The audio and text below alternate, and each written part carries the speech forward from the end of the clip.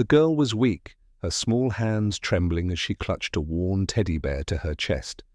Its fur was matted, one button eye missing, but it was all she had left in the world. She sat huddled inside the trunk of an abandoned car, her knees drawn tightly to her chest, tears freezing against her cheeks in the cold night air. Her lips moved soundlessly, whispering words only the darkness seemed to understand. The wind howled through the desolate stretch of woodland road. Snow fell in thick curtains, burying tracks, swallowing sound.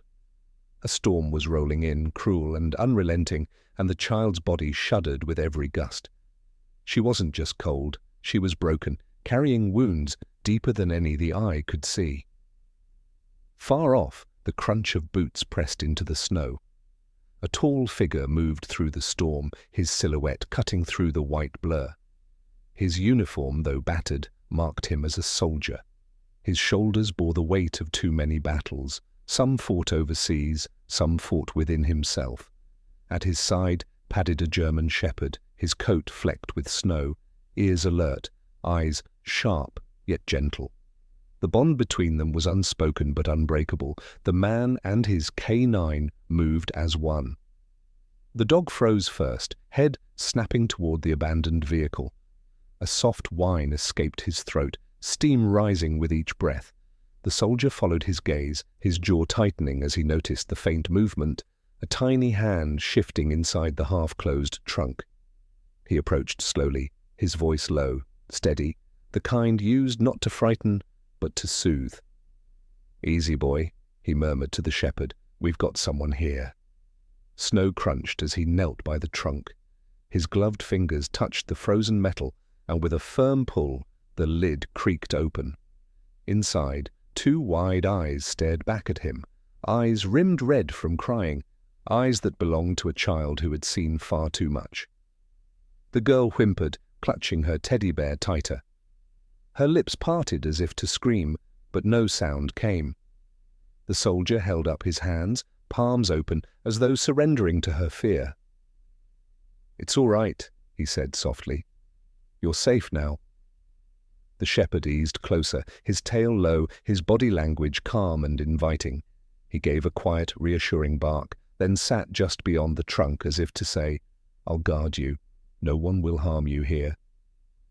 Before we begin, let me know where you are watching from. Leave your country name in the comments below. And if you love stories about courage, loyalty, and community, be sure to subscribe so you don't miss the next stories. The child's fingers shook as she brushed hair from her face. The soldier noticed her wrists, bruised, raw. A surge of anger flickered through him, but he swallowed it down.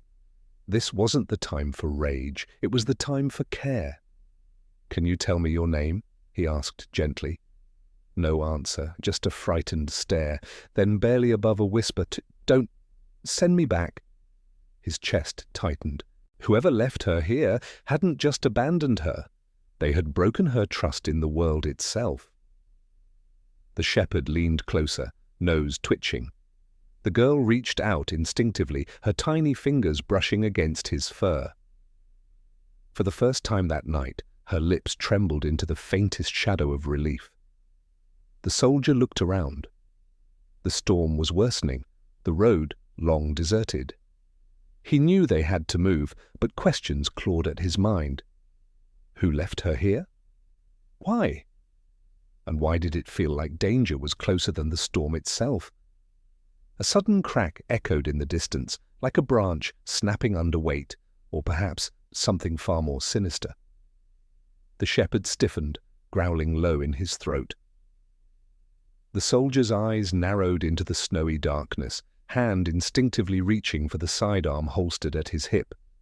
He leaned down to the girl. "Stay close. No one's going to hurt you." But the child's whisper cut deeper than any threat lurking in the trees. Her voice, fragile yet chilling, broke the silence. "Daddy's not dead." The soldier froze, his breath caught. The girl's eyes brimmed with tears, but behind them was a spark, a secret, a truth she carried like a burden too heavy for her small frame. And in that moment, the soldier realized, Finding her in the trunk was not the end of this story. It was only the beginning. Snow kept falling in hard white sheets, a curtain that swallowed the world to the length of a breath. The soldier cupped his hands around the girl's shoulders to block the wind as the German shepherd pressed close, a steady wall of warmth and breath and heartbeat. The child's eyes were glazed with cold and fear, but beneath the glassiness he saw the glint of something unbroken, will or memory, or both.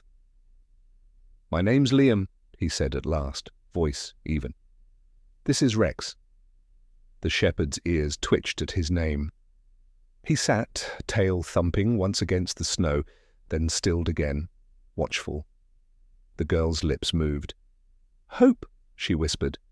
It was a name that felt like a promise and a dare at once. Liam's jaw softened. "Hope, we need to get you warm." He flicked a glance at the empty road, then to the tree line. The woods were too silent. No engine noise, no voices, just the wind. But the hairs on his arms prickled, as if danger were crouched between the pines, counting breaths. He lifted her carefully from the trunk. She weighed almost nothing. A loop of ribbon dangled from the teddy bear's neck, knotted like a clumsy lanyard, and when he shifted her, the bear knocked against his chest with a small, hollow sound, like something hidden inside. Hope clutched it tighter, and Liam let the question pass for now. "Cabin." He angled his chin toward a shadow through the snow, a sagging roofline just off the service road, the kind of hunting place that looked abandoned in every season. Rex trotted ahead, nose low, tail stiff at half-mast, searching, clearing, the rhythm of 1,000 drills. They made it to the porch with the storm clawing at their backs. The door was warped, paint gone to splinters. Liam tried the handle, stiff, then moved. Inside smelled of cedar rot and cold iron. He set Hope on a faded blanket draped over a trunk by the hearth while Rex swept the rooms. Kitchen clear, short hallway clear, one bedroom clear except for a collapsed cot and a cracked mirror that leaned in a corner like a watching eye. Liam's hands moved without thinking. Kindling gathered, a curl of birch bark, the steady breath of a soldier who had made fires in worse places. The match flared, the first lick of flame licking back the shadows. He found a metal kettle, scrubbed it with snow, melted more snow to water, set it to warm. Then he unrolled a small medical kit from his pack and knelt. "Hope, can I look at your wrists?" he asked. Her fingers tightened around the bear, but she nodded. The skin at her wrists had angry rings, old rope burns layered with newer chafing. He cleaned them gently, applied ointment, wrapped them with sterile gauze. She sucked in a breath once, twice, but didn't cry. "You said your daddy's not dead," he said finally, eyes on the gauze. "You know where he is?" Her mouth trembled. "They said he was. But he told me to hide. He said, if the men come, get small and quiet and someone good will find you." She blinked. "He said someone with a dog." Liam paused. He lifted his head slowly. "He told you that?" She nodded. Rex, as if sensing the shift in the room, padded back and lay with his chin on his paws, inches from Hope's feet. The child's fingers lowered to his fur, absent-mindedly, as if the gesture had been living in her all along. "Did your dad know me?" Liam asked. The girl's brow wrinkled. "He said the right person would understand." She lifted the bear, turned it, found the knotted ribbon, and worried it with numb fingers. "He said keep him close." "Don't let them take him." Liam reached out. "May I?" She hesitated, then placed the teddy in his hands, as if offering a heart. The ribbon knot resisted till he teased it with a medic's patience. Beneath, sewn into a seam that matched the matted fur, his fingertip bumped metal. He slid his knife under the stitches and opened a small, hidden pocket. A brass dog tag fell into his palm. For a moment Liam couldn't breathe. He knew the weight of that metal, the burr of its edge, the hammered letters that made a life into a pattern of lines. He turned it over to the light of the fire. "Heart, Liam A. Opos do not resuscitate." line scratched out. Next of kin. Anna Hart, line scratched out. Below it, newer letters stamped crookedly. Call 5550132. Ruth. The tag was his, and not. He stared. The scratched-out lines were old scars. The new letters were ugly and recent, punched with a cheap hand-stamp kit, the kind a hardware store clerk might sell with a shrug. Someone had altered his tag and sewn it into a child's bear. His pulse thundered. "Who is Ruth?" he asked the room more than the girl. Hope drew up a knee and hugged it. "Daddy said it's a lady who keeps her porch light on. She helps the ones who run." Liam shut his eyes for a heartbeat. A name flickered from a folder he'd once kept like a talisman. Ruth Calder, retired nurse, volunteer at the church on Mill Pike, unofficial mother hen for the town's fragile ones, runaways, women escaping fists, kids who didn't fit the squares of other people's boxes. He hadn't seen her since before his last deployment. "Hope," he said, "what happened the night your dad told you to hide?" Her lips split with a tiny crust of dried blood where she'd bitten it too many times. "The men came to the trailer."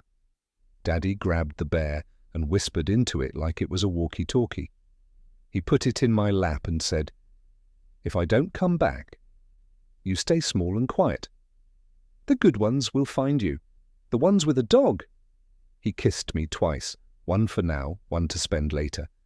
And then he went out. Something deep in Liam tilted, like a floor, not level as it seemed. He remembered another life, sand and wire and the way a radio crackled when you needed it least. He remembered nights when the only thing between the living and the dead was a dog's low growl and a choice to step forward. Rex shifted, head lifting, nose tasting the air. A sound pricked at the edges of the storm, a murmur, a skitter, the pressure change of footsteps moving snow. Liam clicked his tongue twice. Rex slid silently to the door. "Hope," Liam's voice dropped, steady and sure. "Under the cot." Now she obeyed without argument, the bear tucked under her chin, breath rapid but quiet. Liam doused the lantern, banked the fire low, and moved to the shadow by the window's edge. He parted the rag of a curtain with the back of one knuckle. Two shapes, maybe three, moved across the clearing from the road. Not hikers, not neighbors. Their flashlights were cupped, beam tightened, bodies hunched against cold, and also against visibility, the posture of men who prefer not to be seen. One raised a hand and the others sank lower. The lead man scanned the cabin with a kind of greedy patience. Rex's growl was a wire pulled taut. Liam laid a hand to the dog's neck. "Wait." The shepherd's muscles bunched, then stilled, eyes bright as coals. A voice floated on the wind, too far to catch words, close enough to taste intent. Another flashlight arced, then snapped off. A boot toe crunched through crusted ice. Liam counted heartbeats. He traced the line from door to hearth to cot to hope, measured distances the way a carpenter measures wood. Cut once, no second chance.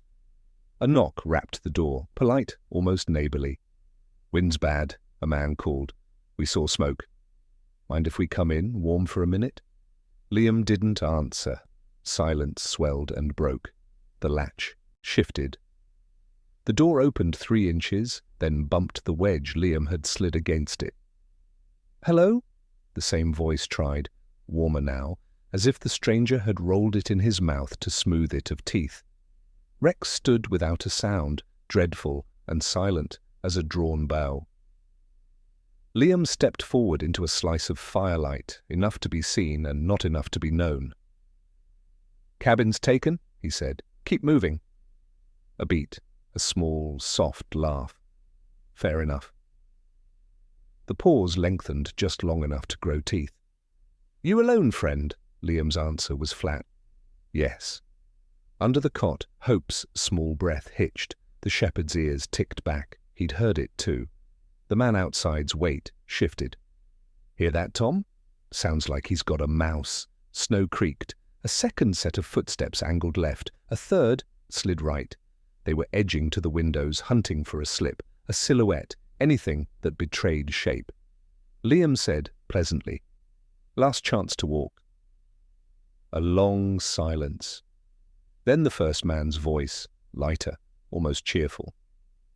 "We're just here for something we lost, buddy." "Something we own," Rex's growl rose without permission. Liam reached behind his hip and laid a palm on the holster.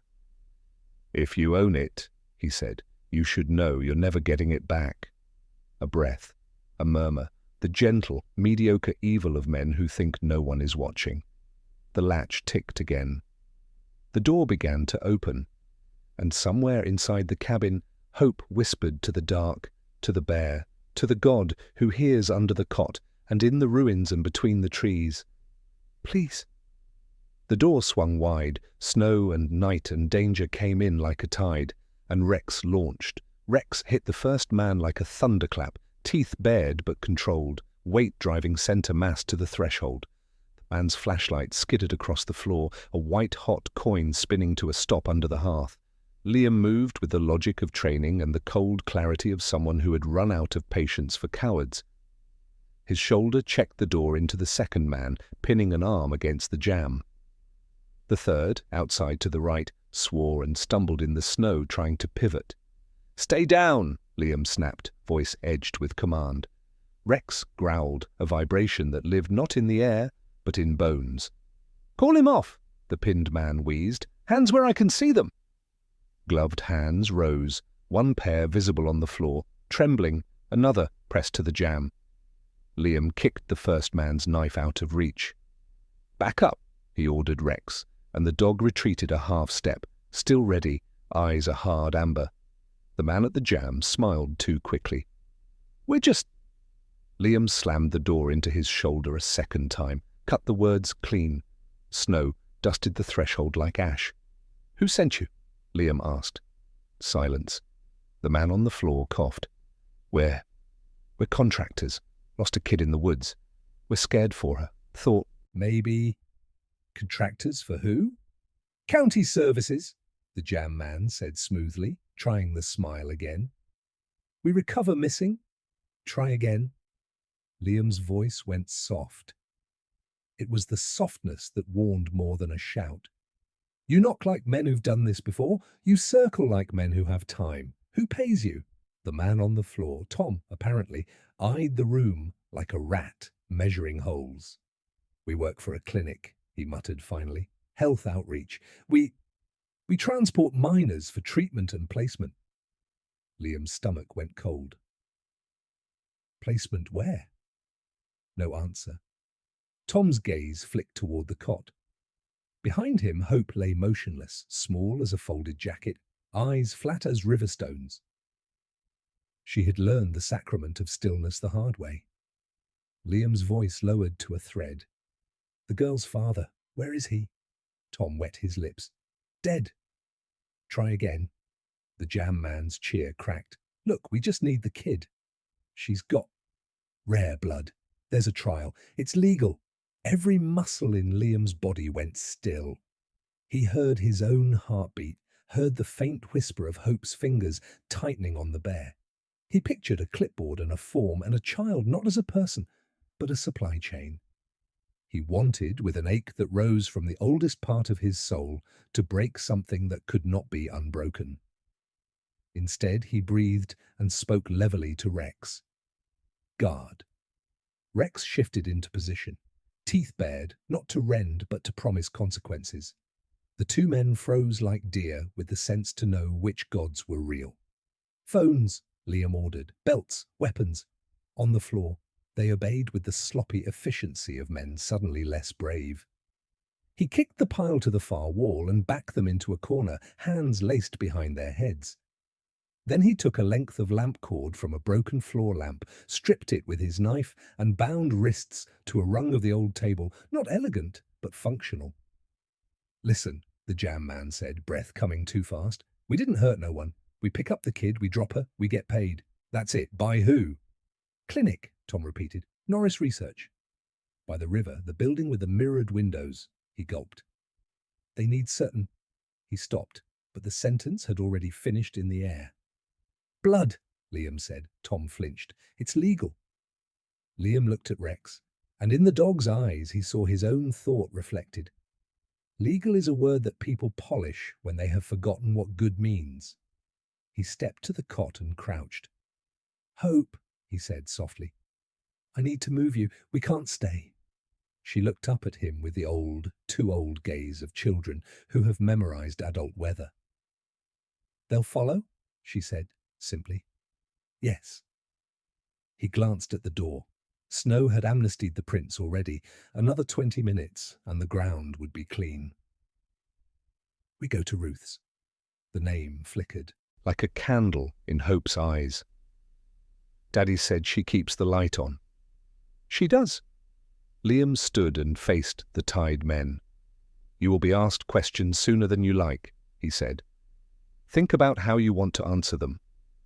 He dragged them toward the small wood closet, shoved them inside, and looped the stripped cord through the handles. It wouldn't last forever. He didn't need forever. He turned to Rex. "With me." They moved fast, pack repacked, fire smothered, footprints false started at the back door, then corrected to the side path. Hope clung to his neck, the bear pressed between them, her pulse a quick rabbit against his collarbone. He stepped into the storm and let it take them, not fighting the wind so much as partnering it, choosing the blanks in the white where sound went to die. They cut through the pines, over a drainage ditch glazed with fragile ice, then down toward the road that wasn't exactly a road, more a promise of one, ruts held together by habit and salt. The town lights were a smudge beyond the next hill. Liam kept close to the trees, eyes doing the old work. Check 6, scan high, verify low. Rex glided at his knee, every hair a message. Halfway down the slope, Hope's voice trembled next to his ear. "Daddy said the clinic man lies." Liam shifted her weight higher. "Which one?" "The one with clean shoes." He smiled too much. Liam filed the picture in his mind. Clean shoes in a muddy place. It tracked. He had learned the hard way that evil often wore a good coat and smiled in the right places. They made millpike with their shadows inside their boots. The town church stood square against the storm, a plain building with a steeple that pointed a quiet finger at the clouded sky.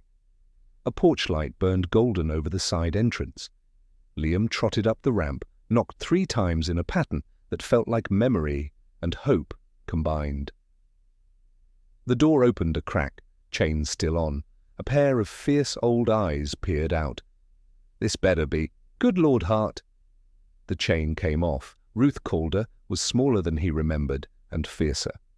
She opened the door wide without another word, grabbed Hope as if she were a priceless loaf of bread that must not be dropped, and hustled them inside. Warmth rose from the radiators like a benediction. A kettle sang on a hot plate in the kitchenette, as if it had been waiting its whole life for this exact moment. "Blankets," Ruth said, already moving. "Sit. Dog can have the old quilt. Nobody else wants it." Rex curled as directed, accepting the assignment as if being told to hold a perimeter. "Who is she?" "Hope," Liam said. "Her father's alive." The words surprised him as he said them. They felt like a line he'd been tiptoeing near for an hour. "Men are looking. They claim a clinic hired them." Ruth's mouth tightened. "Norris, of course." She poured water into a mug, added something amber from a dropper, and handed it to Hope. "Sip." "You'll feel your hands again, sweet pea, and it will sting, but that just means they still belong to you." Hope sipped, face screwing up at the bite, and then smoothing as warmth spread.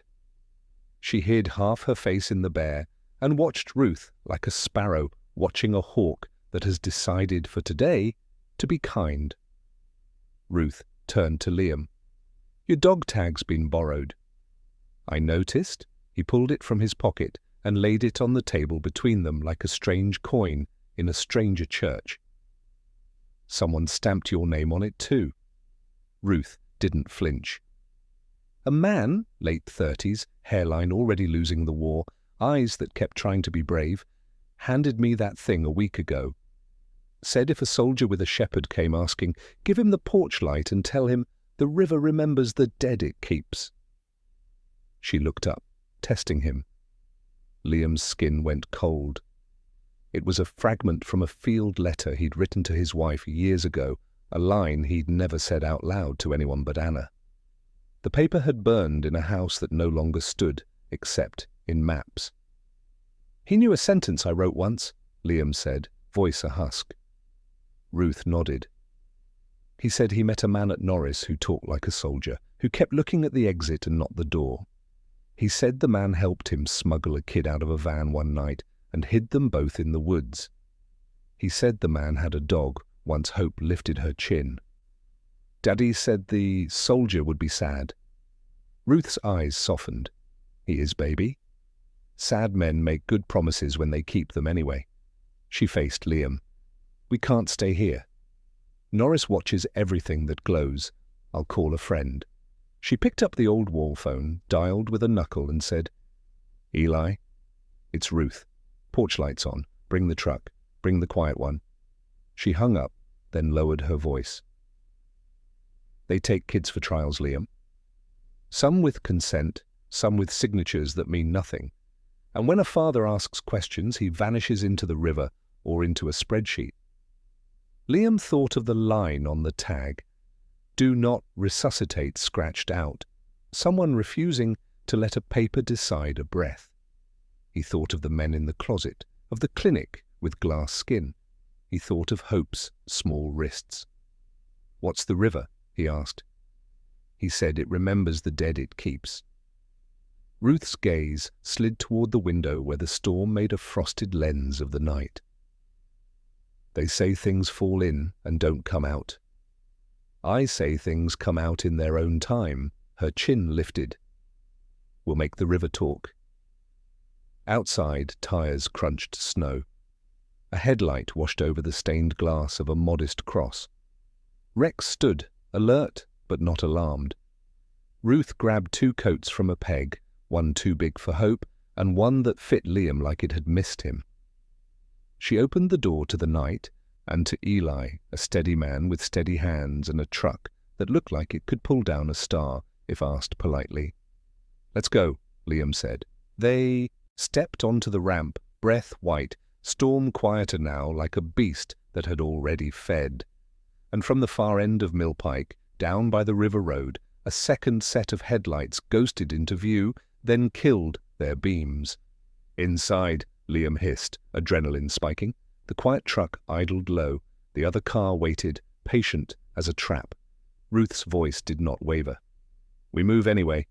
Hope's fingers found Liam's. He squeezed once, a promise he hoped to keep. They ran. The truck's cab smelled like coffee and old leather. Eli drove with the kind of economy that comes from a life of doing hard things right the first time. He didn't ask questions. Ruth didn't answer the ones he didn't ask. Rex sat in the footwell with his head between the front seats, eyes swinging from windshield to side mirror, the living metronome of vigilance.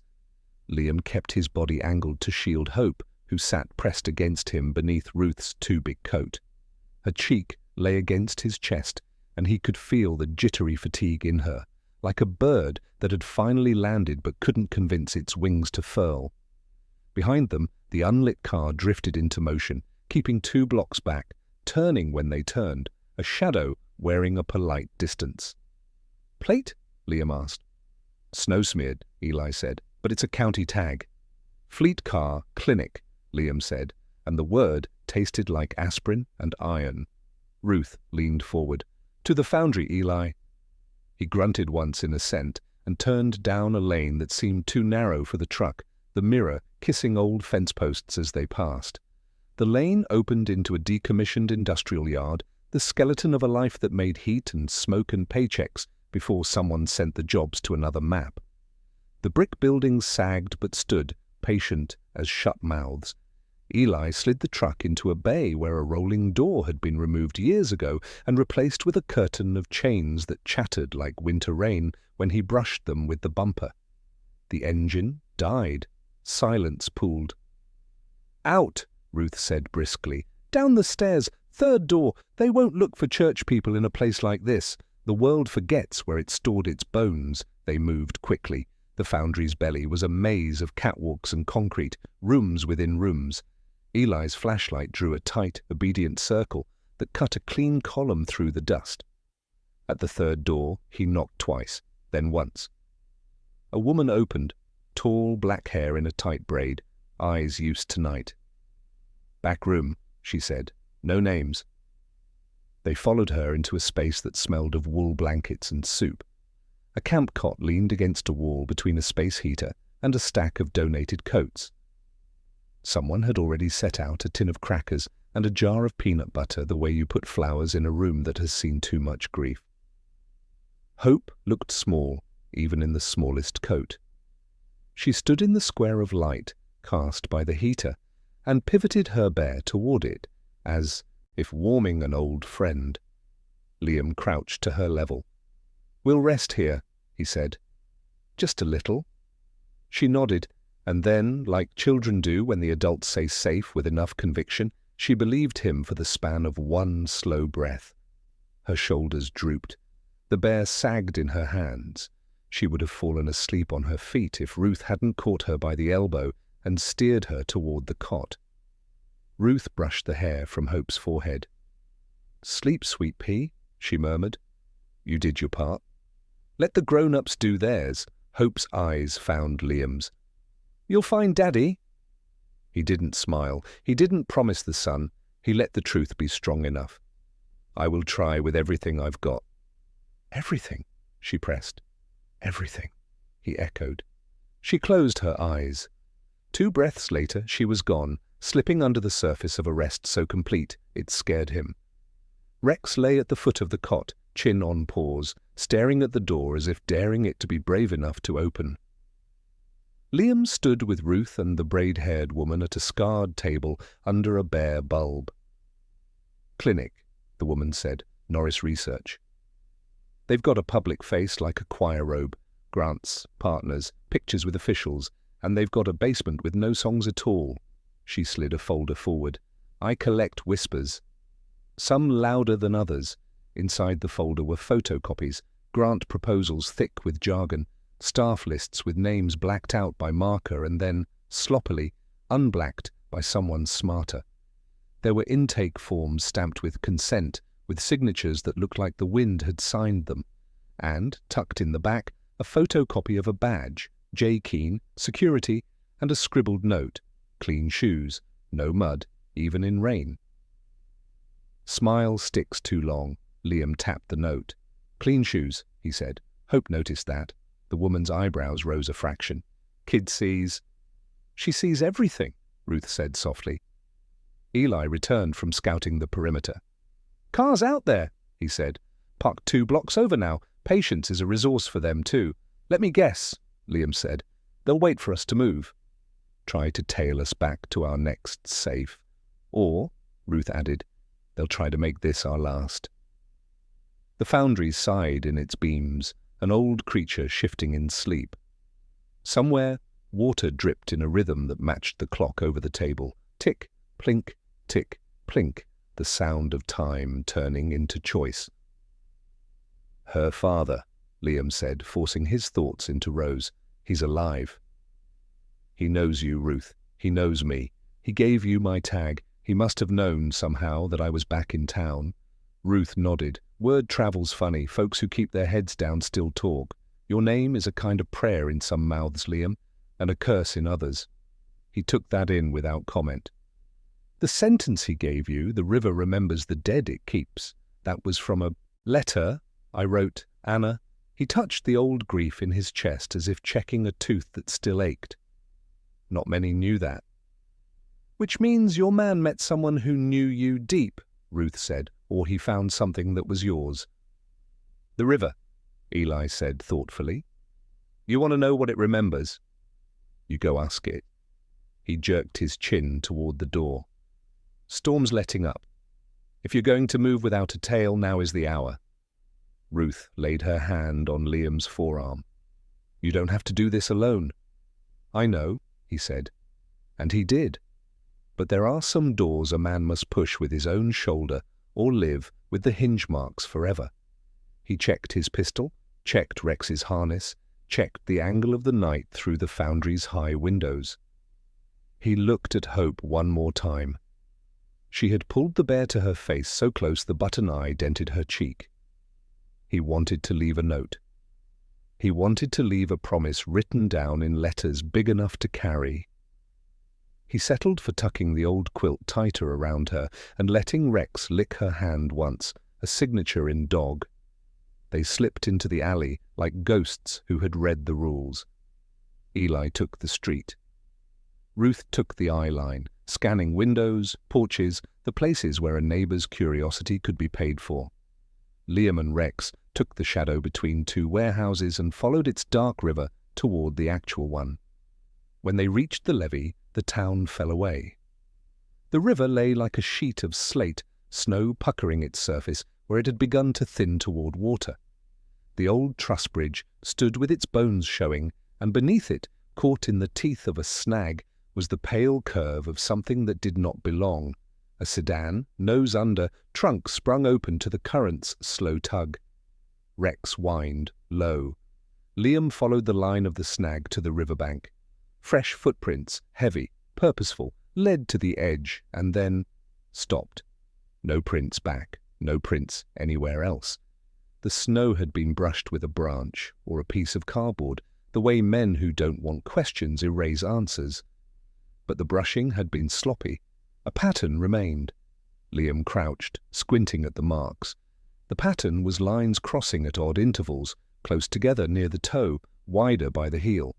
He swallowed. "Not shoes," he said. "Crutches." Ruth's breath caught. "Her father's hurt," Eli said. "Or someone wants us to think he is," Ruth countered, but her voice had hope tucked into the sleeves of doubt. Liam rose. "If he went in, the river took him," he said. The words were flat, but his eyes traced the current like a map you could argue with. "If he didn't, he's somewhere near, watching to see who comes." He scanned the bank, the abutments, the belly of the bridge where graffiti layered like palimpsest gospels. There, a flashlight blink, 1, 2, 1, 2, then gone. Not a searcher's beam, a code. Liam's throat tightened. It was the same cadence the forward observer had once used to tell him a route was clear. He lifted his own light and answered with the mirror of that rhythm. 1, 2, 1, 2. A figure stepped from the shadow under the bridge, thin, posture stooped over one side, a crutch under the left arm, the right leg bound from ankle to thigh with black tape. His face was half wild with cold and half lit with the kind of relief that makes a man weak. He didn't wave. He simply stood, eyes fixed on Liam, and then looked toward town like a hunted animal glancing at a snare that had failed. "Rex," Liam murmured, "with me." They moved. Ruth and Eli held the levee, watchers at the wall, while Liam slid down the bank, boots finding the old steps locals had carved in summers past. The man under the bridge didn't move till Liam was 10 feet away. "You Hart?" he asked, voice husky. "Yes." The man sagged like a knot untied. "I thought maybe—" He didn't finish. He didn't have to. "Name's Daniel," he said then, words coming in puffs. "Hope's daddy." Rex stepped close and sniffed his hand. The man flinched, then let the dog lick his cracked knuckles. He laughed once, a sound that broke. "She loves dogs," he said, as if offering a credential. "She loves porch lights." "She's safe," Liam said. "She's sleeping." "She told me you weren't dead." The man nodded. "I figured if my lungs were still arguing with me, I might as well keep walking." He leaned heavier on the crutch and hissed. "They'll be looking." "They never stop." "Who?" Daniel's eyes cut toward town. "The clinic's man." "Clean shoes." "Smile like a zip tie. Keen," Liam said. "Yeah, him, and the ones who love his money. Sheriff's nephew is one, maybe the sheriff too, I don't know. I stopped naming devils, kept me from seeing angels." Ruth's voice floated from the levee, steady, a rope thrown truer than distance. "You got one here." Daniel's gaze slid up, met hers. "I know." "Why the tag?" Liam asked, holding up the metal that had started this night down this path. Daniel huffed steam. "I found it at the church. Ruth kept it with the unsent letters and the unclaimed coats. She told me about a soldier with a dog who came back more and less than he left. I thought, maybe he's stubborn. Maybe he owes one more stupid good thing to the world. So I told Hope, if you can't find me, find him." Liam swallowed the thickness in his throat. "Why were you at Norris?" Daniel's face went white in the dark. "Because they told me they could fix her. The clinic does a lot of good, that's the bait. They do checkups, shots, they sponsor the reading program, little things with big pictures, but under that there's a cell that runs trials that don't ask questions right. They needed kids with a certain marker. Hope has it. They said compassionate use and breakthrough therapy and no cost to you, and I said yes because I wanted. He closed his eyes, shame carving his face into older lines. "First visit was fine. Second, they kept her longer, and the man with the smile watched me the way a coyote watches a fence. When I tried to pull her from the third, they said I had signed. Paper with my name like a stranger wrote it. Liam let the anger come and go like a wave that breaks and then draws back, stronger. "We're going to end this," he said. Daniel laughed raggedly. "You and what army?" Ruth answered for him. "An old woman with a phone tree, a man with a truck, a dog with better manners than most men, and a soldier who doesn't like bullies." Her voice sharpened. "And the truth. That army from upriver, faint at first and then nearer, came the sound of an engine moving slow with its lights off. Eli's head rose. "We got company." Daniel's body tightened. "They found me." Liam stepped closer, put his hand under the man's elbow, and felt how close to failing he was. "Then they can find all of us," he said. "Together." The engine note deepened. A second car answered from town with a double honk. 2 short taps, casual as a neighbor hello and anything but. Rex growled, low and long, the way a bell tolls before a storm breaks. "Back to the foundry?" Eli said. "No," Daniel said, surprising them all. He pointed at the river with his chin. "They think I'm bait. They think I'll run to the clearest light. So we go the other way.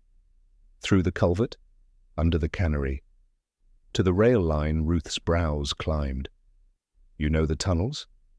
Daniel's mouth tilted.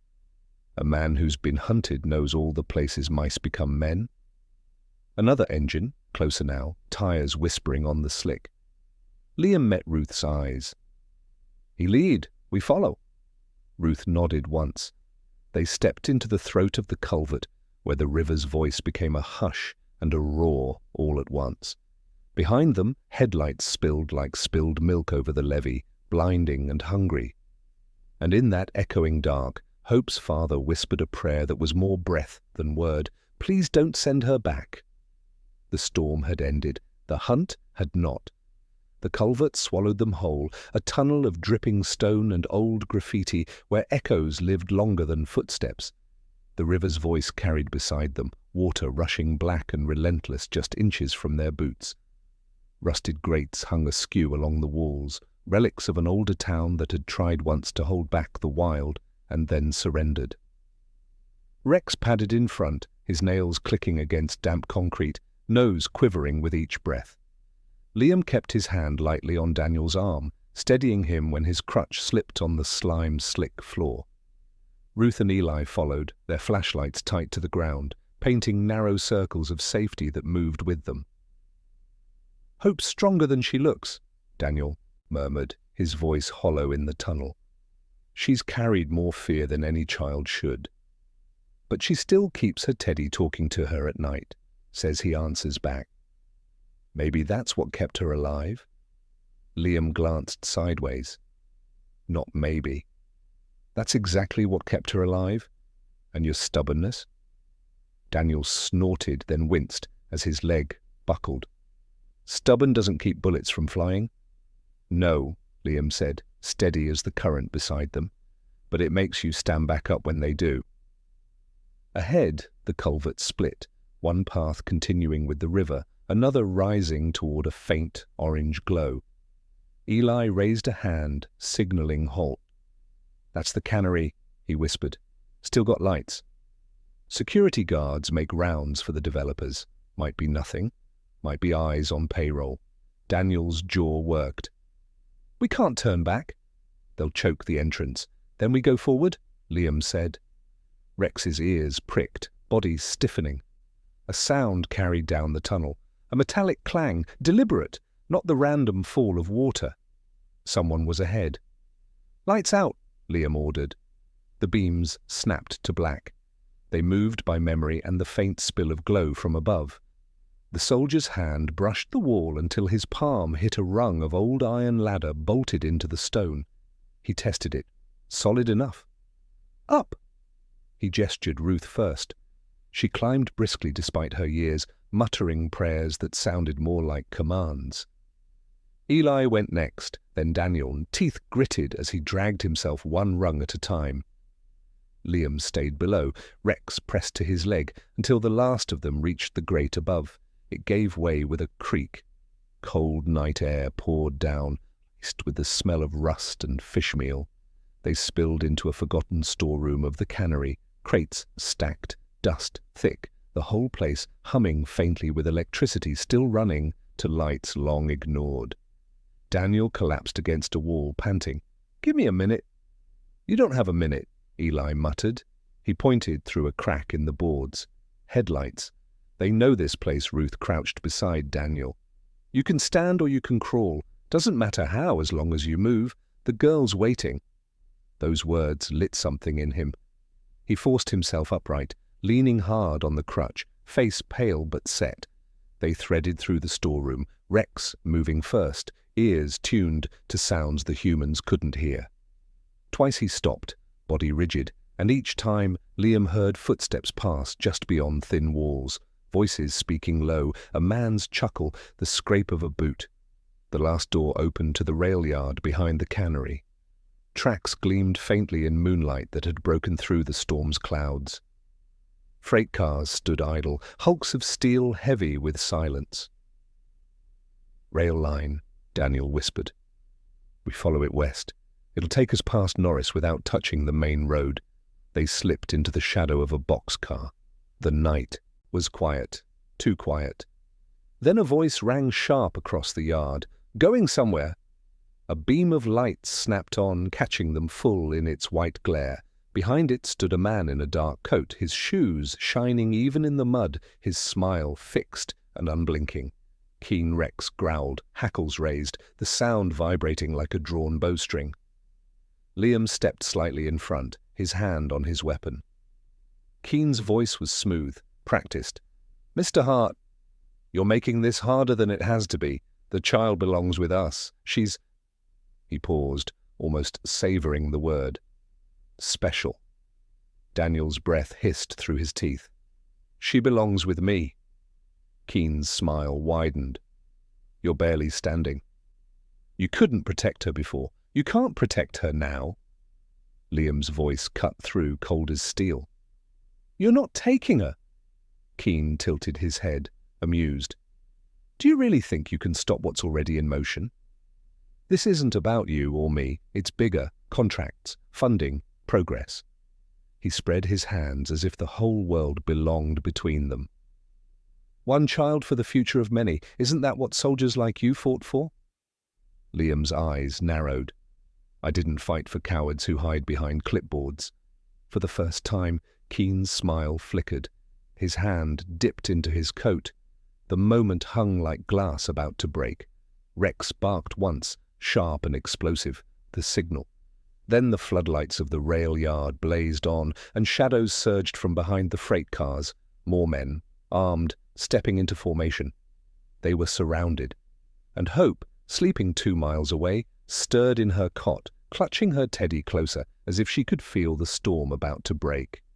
The sudden blaze of rail yard floodlights burned white against the snow, shadows shrinking into corners like frightened animals. Liam blinked once, forcing his pupils to narrow, and counted 6 men, rifles low but ready, their boots crunching in a practiced circle around him, Ruth, Eli, and Daniel. Keen stood at the center, coat immaculate, shoes still polished, as if mud and blood alike had agreed never to touch him. Rex pressed against Liam's leg, growl rumbling like thunder in a canyon. The shepherd's body was taut, eyes locked on the nearest rifle. He was waiting for the signal. "Let's not make this messy," Keen said smoothly, though the smile was gone now. "Hand over the father. The girl will follow soon enough. And the rest of you? You get to walk away." Daniel spat in the snow. "You'll have to break me first." His crutch wobbled, but his jaw was set like iron. Keen's gaze flicked to Liam. "Mr. Hart, I know your record. I know the medals you keep in a drawer because you don't believe they mean anything. But think carefully. How many more bodies do you want added to the list you already carry?" Liam stepped forward, his voice low but carrying. "I've buried friends who mattered more than your contracts ever will. And I've learned one thing. You don't buy the future with a child's life." The circle of men tightened. One raised his rifle a fraction. Rex's growl deepened, vibrating through Liam's boots. Ruth lifted her chin, calm as a mountain. "You lay one hand on that man or his daughter," she said, "and I'll make sure every church in this county rings its bells until the truth cracks your clinic wide open." Keen's smile returned, thin, shark-like. "You think anyone will believe you? Norris has friends in every boardroom, every courthouse. We are the cure. You are the disease." Eli's hand slipped under his coat, brushing the butt of the revolver holstered there. "Funny," he muttered. "Cures usually don't need rifles." The tension snapped like overstretched wire. Liam's hand cut the air. "Rex, guard!" The shepherd launched forward, jaws snapping at the rifle barrel of the closest man, yanking it down. The shot went wild, sparking off steel.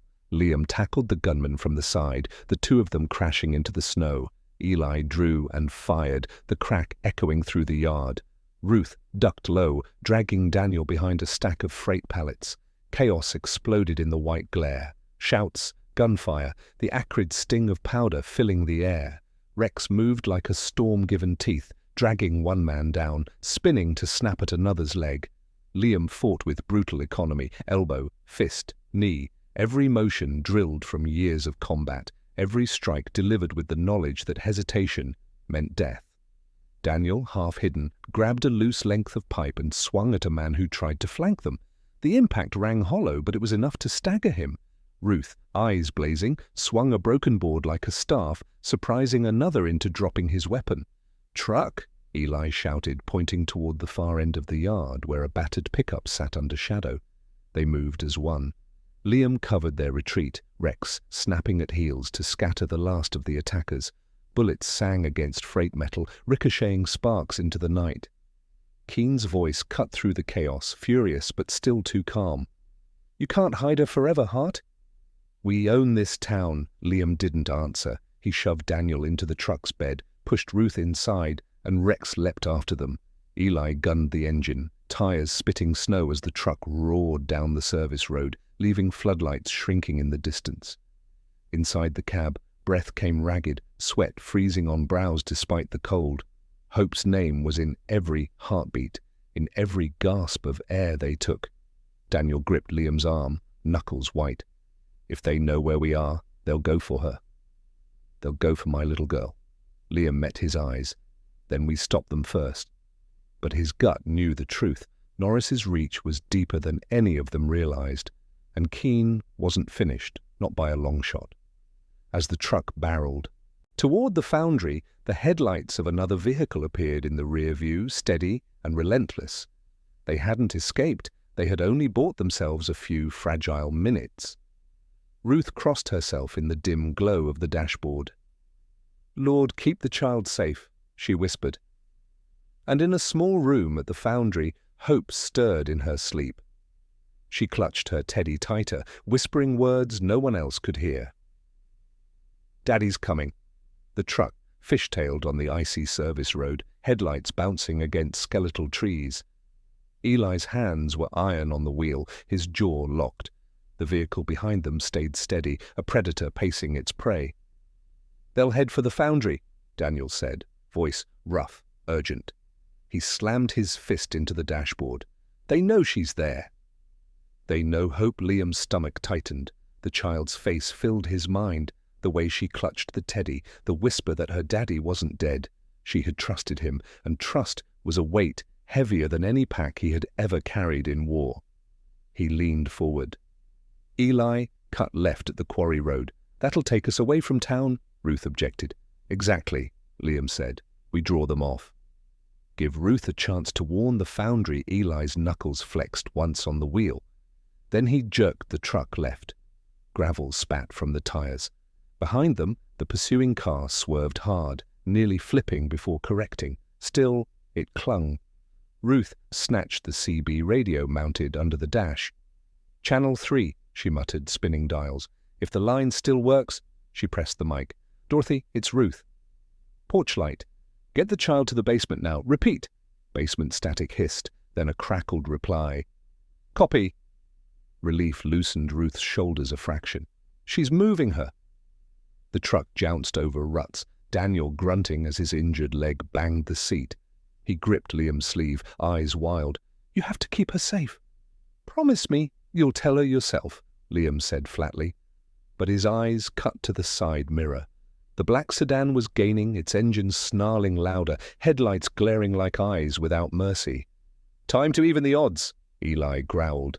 He braked hard, yanking the wheel. The truck skidded sideways across the road, blocking it.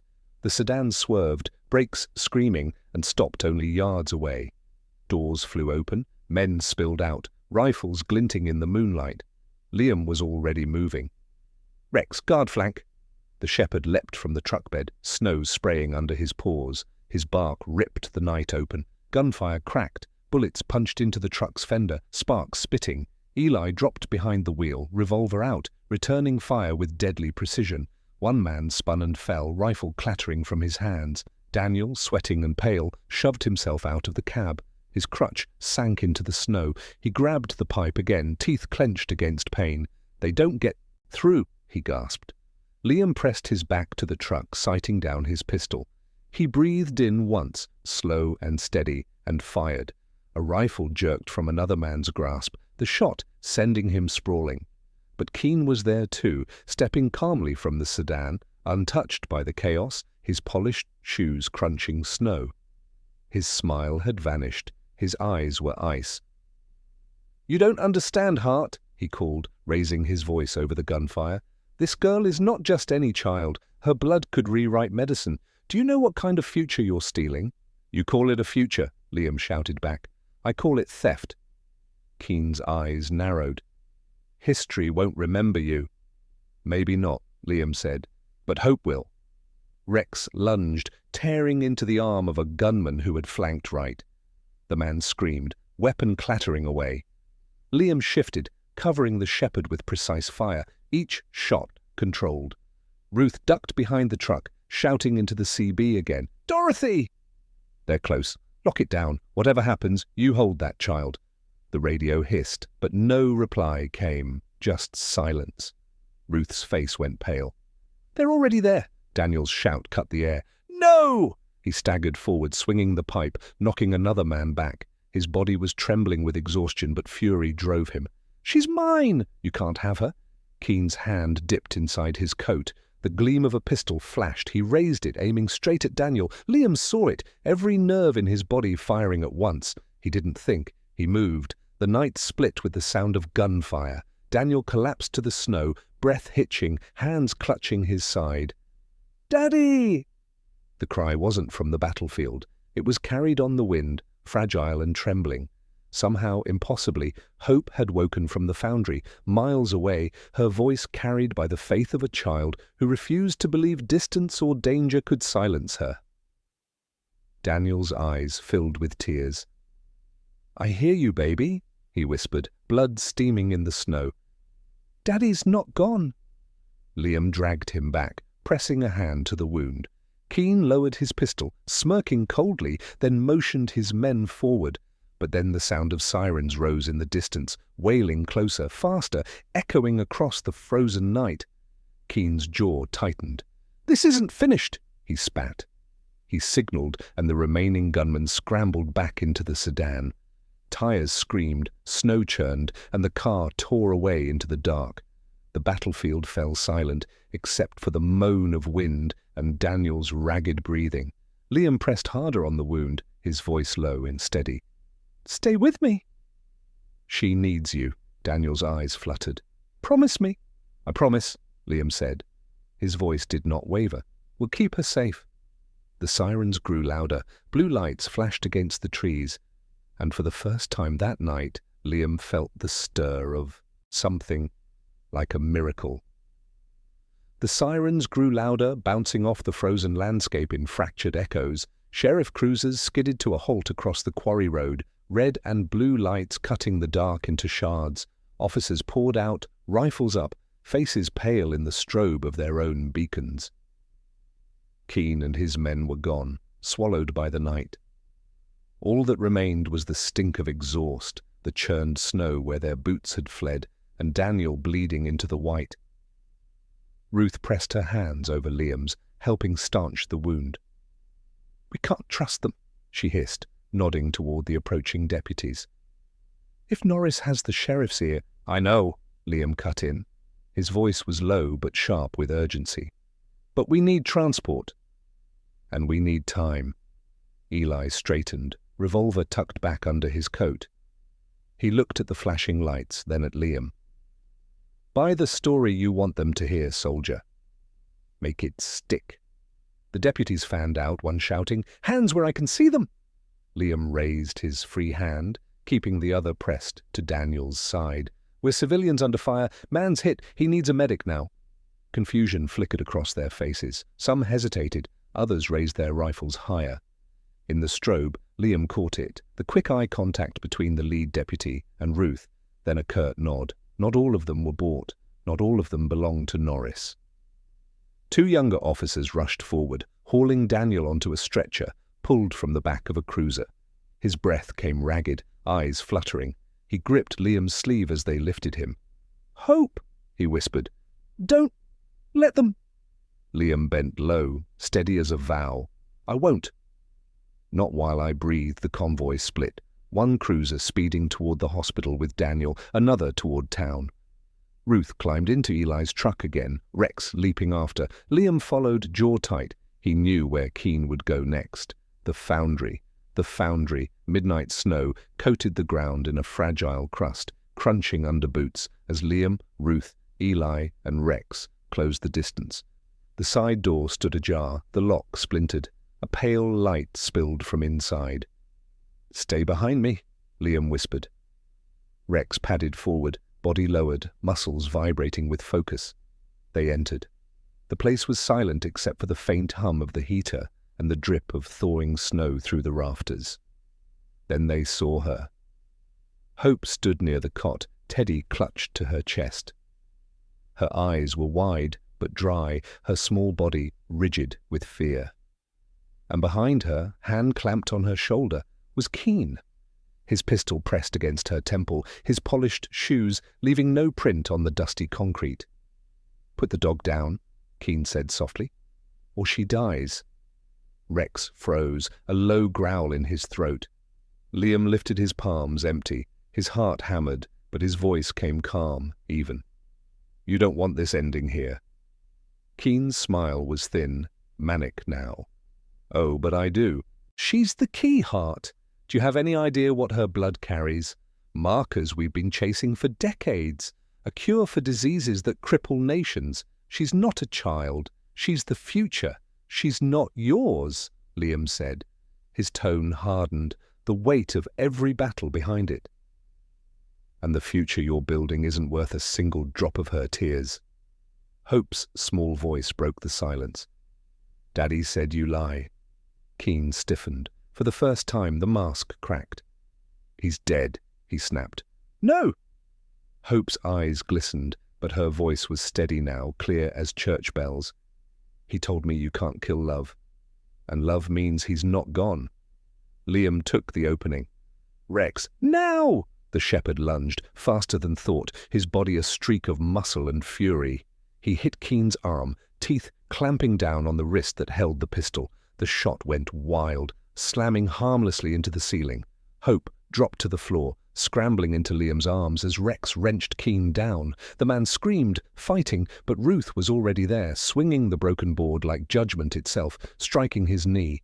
Eli followed, wrenching the pistol free and tossing it across the room. Pinned under Rex's weight, Keen thrashed once, then went limp, gasping.